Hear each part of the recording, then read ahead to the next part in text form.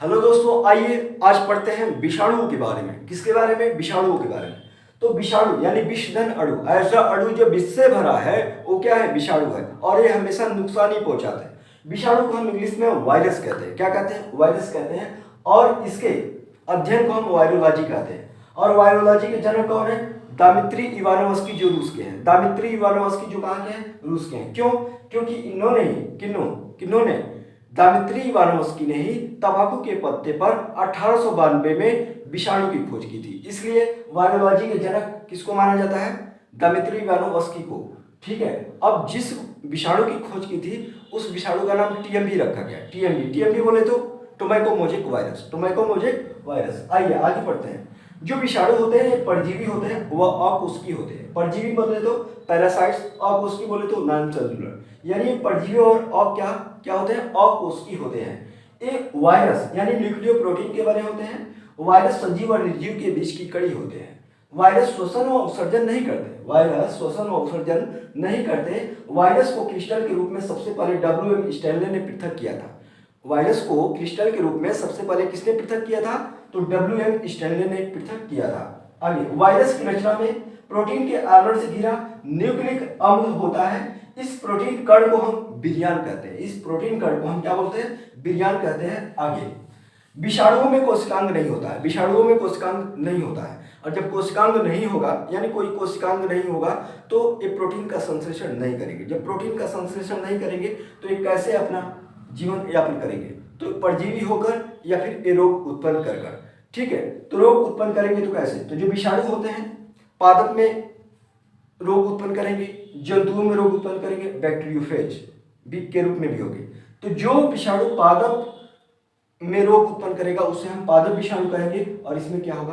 RNA होगा। क्या होगा? आरएनए होगा, यानी राइबोस न्यूक्लिक एसिड होगा। जैसे केला में मोजेक रोग होता है। केला में कौन सा रोग होता है? मोजेक रोग होता है। पपीता में मोजेक रोग होता है। सरसों में मोजेक रोग होता है। नारियल में कदंग रोग होता है। तिल में फिलोडी नामक रोग होता है। तो ये सब वायरस जनित रोग हैं। तो इस रोग को जो विषाणु उत्पन्न करते हैं उसमें क्या पाया जाएगा? आरएनए पाया जाएगा। ओके। जंतु विषाणु, ऐसे विषाणु जो जंतुओं में रोग उत्पन्न करते हैं उन्हें हम क्या बोलते हैं? जंतु विषाणु कहते हैं। इनमें डीएनए पाया जाएगा या फिर कभी कभी आरएनए भी पाया जाता है। जैसे स्क्रेपी रोग भेड़ों में होता है। कहाँ होता है? भेड़ों में। जिसमें क्या होता है कि भेड़ें अपने शरीर को रगड़ती हैं। भेड़ें अपने शरीर को क्या करती हैं? रगड़ती हैं, पागल भी हो जाती हैं। आगे, खुरपका मुंहपका रोग होता है। ये जंतुओं में होता है। खुरपका और क्या? मुंहपका रोग होता है। आगे, बैक्टीरियोफेज विषाणु क्या होते हैं? बैक्टीरियोफेज विषाणु वे होते हैं जो अन्य बैक्टीरिया का क्या करते हैं? भोजन करते हैं और भोजन करके उन्हें समाप्त कर देते हैं। और जैसे मान लीजिए कि गंगा का जल है, तो गंगा के जल में डेलोबिब्रियो बैक्टीरियोरस नामक विषाणु पाया जाता है जो गंगा में हानिकारक जीवाणुओं का भक्षण कर लेता है और गंगा के जल को अशुद्ध होने से बचा लेता है। तो वैसे विषाणुओं को हम क्या बोलेंगे? बैक्टीरियोफेज बोलेंगे। और इनमें क्या होता है? डीएनए होता है। डीएनए को हम ब्लूप्रिंट भी कहते हैं। क्यों? क्योंकि ये अलग अलग व्यक्तियों की पहचान डीएनए द्वारा ही होती है। इसलिए जीवन का ब्लूप्रिंट किसे कहा जाता है? डीएनए को कहा जाता है। आगे, तो कुछ रोग हैं जो विषाणु जनित कुछ रोग हैं। आइए इनके बारे में देखते हैं। देखिए, चेचक क्या है? पूरी त्वचा को प्रभावित करता है। चेचक क्या करता है? पूरी त्वचा को प्रभावित करता है। और इसके टीके का आविष्कार किसने किया था? तो एडवर्ड जेनर ने किया था। खसरा भी पूरी त्वचा को क्या करता है? प्रभावित करता है। रेबीज जो है रेबडो नामक वायरस से होता है। ये चौपाया जो कुत्ता होते हैं और भेड़िया होते हैं, ये सब जो मांसाहारी जीव होते हैं, जो चौपाया होते हैं, जो मांसाहारी होते हैं, उनके सलाइवा में रेबडो नामक वायरस पाया जाता है। और ये इसी की वजह से रेबीज हो जाता है। और रेबीज की वजह से तंत्रिका तंत्र प्रभावित होती है और व्यक्ति को पानी से डर लगने लगता है। और रेबीज के टीके का आविष्कार लुई पाश्चर ने किया था। किसने किया था? लुई पाश्चर ने किया था। आगे, रेबीज तंत्रिका तंत्र को प्रभावित करता है, ध्यान दीजिएगा। आगे, पोलियो के टीके का आविष्कार किसने किया था? तो अल्बर्ट साबिन ने किया था। ये मुख के द्वारा दिया जाता है। जॉन साल्क ने भी किया था। आगे, पोलियो जो है ये तंत्रिका तंत्र को प्रभावित करता है। इसमें शरीर का कोई अंग क्या होता है, काम करना बंद कर देता है। कोई नहीं, एक से अधिक भी हो सकते हैं, मतलब शरीर का अंग काम करने क्या कर देते हैं, बंद कर देते हैं। आगे गलसुआ, इसमें लार ग्रंथियां सूज जाती हैं और इसके लिए टेरामाइसिन नामक टीका दिया जाता है। टेरामाइसिन नामक टीका दिया जाता है और इसे मप्स भी कहा जाता है। इन्फ्लुएंजा, इन्फ्लुएंजा जो है ये श्वसन तंत्र को प्रभावित करता है। किसको, श्वसन तंत्र को प्रभावित करता है और इसे यह मिक्सो वायरस की वजह से होता है और इस वायरस में आरएनए पाया जाता है। क्या पाया जाता है, आरएनए पाया जाता है। जुकाम ये भी श्वसन तंत्र को क्या करता है, प्रभावित करता है। ये भी विषाणु जनित रोग है। हेपेटाइटिस ये यकृत को प्रभावित करता है, विषाणु जनित रोग है, यकृत को क्या करता है, प्रभावित करता है। इसी तरीके से पीलिया भी वायरस जनित रोग है और ये भी यकृत को क्या करती है, प्रभावित करती है, जिसे जॉन्डिस भी कहते हैं। क्या बोलते हैं, जॉन्डिस।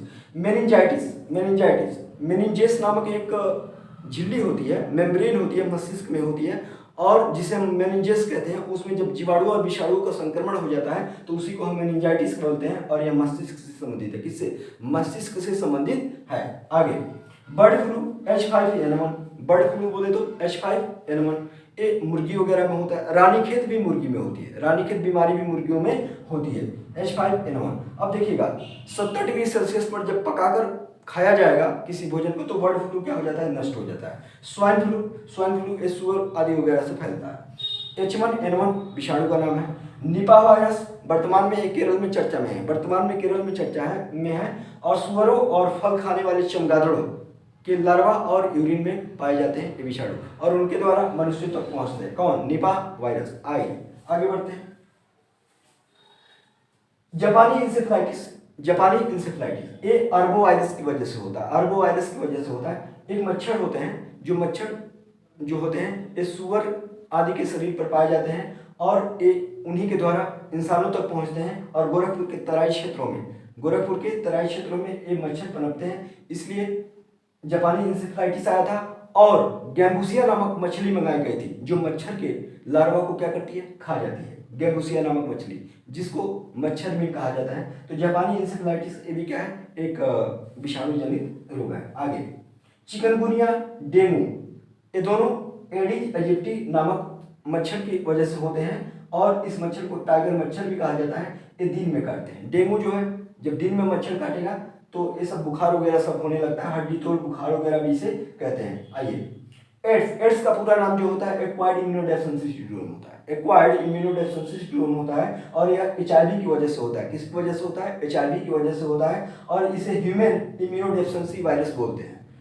HIV को हम ह्यूमन इम्यूनोडेफिशिएंसी वायरस कहते हैं और इसका जो प्रतीक है रेड रिबन है। क्या है, रेड रिबन है और 1 दिसंबर को एड्स दिवस मनाया जाता है। आगे एड्स की जांच को हम एलिसा बोलते हैं। एड्स की जांच को हम क्या बोलते हैं, एलिसा बोलते हैं और एलिसा का पूरा नाम होता है एंजाइम लिंक्ड इम्यून सॉर्बेंट ऐसे होता है। ओके, अब ये जो HIV वायरस है, जो एड्स का HIV वायरस है, ये T4 लिम्फोसाइट्स को क्या करता है, प्रभावित करता है। यानी जो लोगों के जो रोगी होता है उसके प्रतिरोधक क्षमता यानी इम्यून सिस्टम को बिल्कुल कमजोर कर देता है और जिसकी वजह से व्यक्ति की रोगी की मौत तक हो जाती है। आगे सार्स यानी सर्वे एक्यूट रेस्पिरेटरी सिंड्रोम, यह कोरोना वायरस का ही एक रूप है। जो वर्तमान में कोरोना चल रहा है उसी का क्या है, रूप है। कौन, SARS, severe acute respiratory syndrome. Okay, तो मेरे ख्याल से आपको वीडियो बहुत अच्छी लगी होगी, तो वीडियो को लाइक शेयर सब्सक्राइब करिए। Okay, thanks.